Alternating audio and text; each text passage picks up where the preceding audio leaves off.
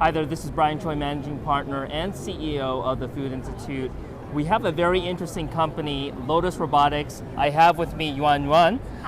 Welcome to the program. Thank you, thank you.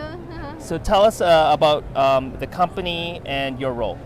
Yeah, so our company is autonomous driving company, and we are doing this low-speed autonomous driving application, and I'm responsible for the commercial part of our company, yeah. Okay, Yeah. so great. So the robot right behind me, the autonomous, so tell us a little bit about what this robot does and some of the new applications that you're expecting this robot to do.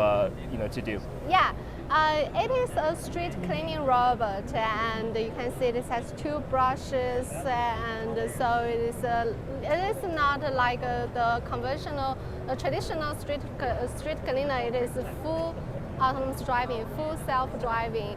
And what's special in our product is not only during the cleaning phase it's self-driving, but also it can automatically dump garbage and automatically charge and automatically fill water. And one point, it's an electrical vehicle.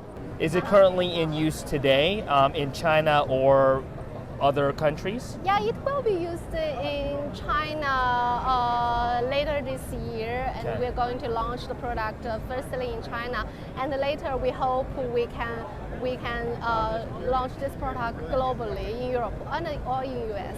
Got Yeah. it. So who's the ideal client for this type of autonomous robot? Are they governments, municipalities, or Yeah. what types of companies would contract you guys for this? Yeah, I think the situation or the customer in every region or in every country would be a little bit different. But mainly in China, our main customer would be government, because this is for the public service public service part, and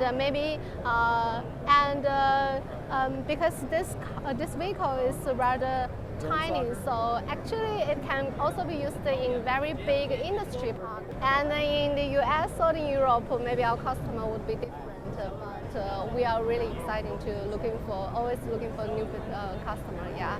Excellent. And do clients purchase the robots, or is it a subscription? How does it work from a payments perspective? Yeah,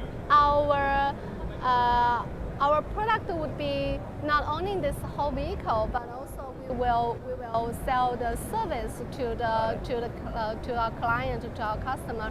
Because as you know, when you buy this kind of robot bike, you have to use it and to maintain it.